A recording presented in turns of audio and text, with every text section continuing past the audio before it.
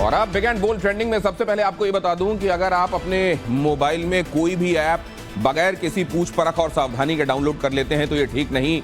अब इस आदत को बदलने की आवश्यकता है। अगर आपके मोबाइल में सेफ चैट नाम का ऐप है तो उसे फौरन डिलीट कर दीजिए, नहीं तो वो ऐप आपको व्हाट्सएप की चैटिंग और बाकी डेटा को आपके लीक करता रहेगा। ऐसा हम नहीं कह रहे हैं, बल्कि दावा साइबर सिक्योरिटी के रिसर्च करने वाली संस्था साइफर्मा का है। साइफर्मा का कहना है कि सेफ चैट ऐप की मदद से कई हैकर्स लोगों के व्हाट्सएप में सेंध लगा रहे हैं और उनका डेटा चुरा रहे हैं। ये दिक्कत एंड्रॉइड ऑपरेटिंग सिस्टम वाले मोबाइल फोन्स में ज्यादा आ रही है। इसे देखते हुए गूगल ने अपने प्ले स्टोर से सेफ चैट ऐप को हटा दिया है, लेकिन जिनके फोन में ये पहले से इंस्टॉल्ड है उन्हें सावधान रहने की जरूरत है। और बिग एंड बोल्ड में डिजिटल पुलिस के संदर्भ में खबर देख लीजिए। पोर्टल से जुड़ी अहम खबर। अगर आप भी थाने के चक्कर लगाने से छुटकारा पाना चाहते हैं तो आपको करना है सिर्फ एक क्लिक और आपको घर बैठे पुलिस से संबंधित तमाम सुविधाएं मिल जाएंगी। इस रिपोर्ट में देखिए।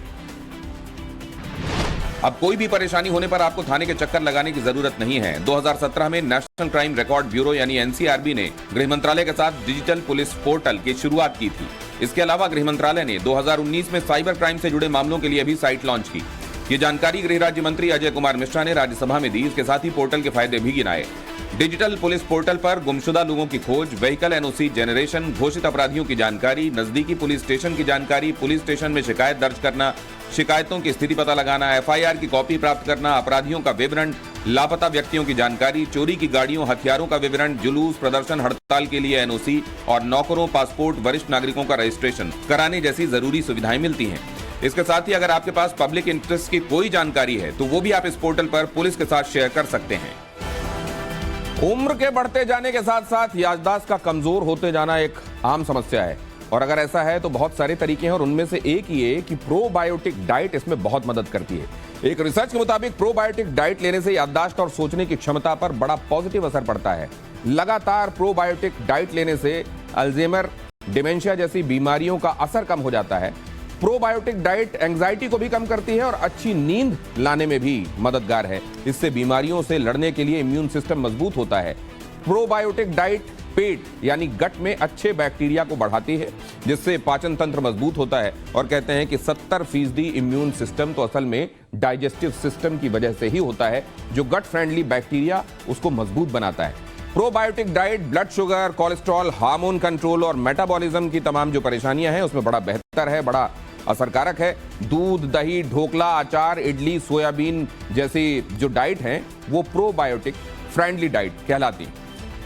एक हाजमा हजार नियामत इसीलिए कहा जाता है। और एलन मस्क और मार्क जकरबर्ग के बीच बड़े लंबे वक्त से जुबानी जंग चल रही है, लेकिन अब ये जुबानी जंग हाथापाई में तब्दील हो सकती है। बहुत जल्द दोनों के बीच एक फाइट हो सकती है जिसकी लाइव स्ट्रीमिंग ट्विटर पर की जाएगी। इस बात का ऐलान खुद एलन मस्क ने किया है। उन्होंने ट्वीट करके बताया कि दोनों की फाइट से जो पैसा जमा होगा उसे चैरिटी में लगाया जाएगा। हालांकि मस्क के इस ट्वीट पर जकरबर्ग ने तंज किया कि क्या हम किसी दूसरे प्लेटफॉर्म का इस्तेमाल नहीं कर सकते जो सच में चैरिटी के पैसे जुटा सके। मार्क जकरबर्ग ने 26 अगस्त की तारीख फाइट के लिए प्रपोज की है, लेकिन मस्क ने अभी हामी नहीं भरी है। हालांकि कई लोगों का मानना है कि हर बार की तरह इस बार भी दोनों के बीच की यह जंग जुबानी जंग ही साबित होगी।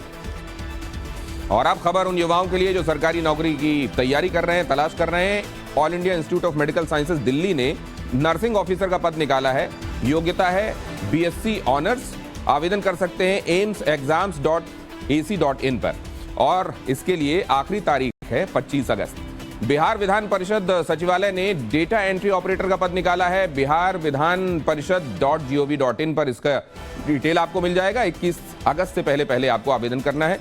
कर्मचारी चयन आयोग ने जूनियर इंजीनियर का पद निकाला है। इंजीनियरिंग डिग्री डिप्लोमा इसके लिए हरता है और आवेदन कर सकते हैं ssc.nic.in पर 16 अगस्त से पहले।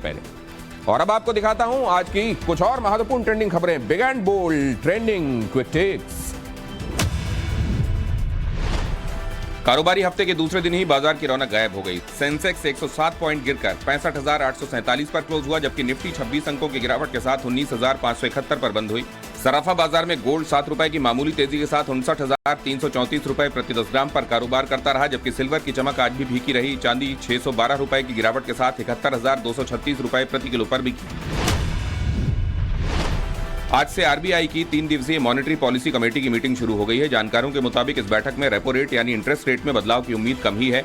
अभी रेपो रेट 6.50 पर बना हुआ है। इससे पहले अप्रैल और जून में हुई मीटिंग में आरबीआई ने ब्याज दरों में कोई बढ़ोतरी नहीं की थी। भारत में अमीरों की संख्या तेजी से बढ़ रही है। इस साल income tax return filing data में इस बात का पता चला है। रिपोर्ट के मुताबिक फाइनेंशियल ईयर 2022-23 के लिए आईटीआर फाइल करने वालों में 1 करोड़ रुपए से ज्यादा इनकम वाले टैक्स पेयर्स की संख्या 2,69,000 रही। ये साल 2018-19 के मुकाबले 49.4% ज्यादा है, यानी पिछले 4 सालों में 1 करोड़ रुपए से ज्यादा कमाने वालों की आधिकारिक संख्या 50% के करीब बढ़ गई है। ब्रिटेन में एक बार फिर कोरोना के मामले बढ़ रहे हैं। स्वास्थ्य सुरक्षा एजेंसी UKHSA के मुताबिक 4,396 सैंपल्स में से 5.4% में कोविड के नए वेरिएंट की पहचान की गई है। नया वेरिएंट ओमिक्रॉन का ही एक सब वेरिएंट है। जानकारों के मुताबिक इस वेरिएंट की वजह से ब्रिटेन के साथ साथ कई देशों में कोविड की नई लहर की आशंका बन रही है। रंजन कुमार की short film Champaran mutton Oscar की रेस में पहुंच गई है। ये फिल्म स्टूडेंट अकेडमी अवार्ड की नैरेटिव कैटेगरी के सेमीफाइनल तक पहुंची है। इस साल FTII की 3 फिल्मों को इंटरनेशनल अवार्ड में भेजा गया था, लेकिन चंपारण मटन ही वो फिल्म है जो सेमीफाइनल तक पहुंची है। इस कैटेगरी में अवार्ड के लिए सिर्फ वो छात्र ही अपनी फिल्में भेज सकते हैं जो फिल्म ट्रेनिंग से जुड़े हैं।